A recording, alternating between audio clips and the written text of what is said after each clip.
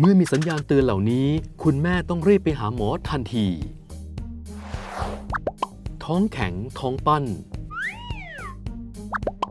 ปวดบั้นเอวเจ็บหน่วงท้องน้อย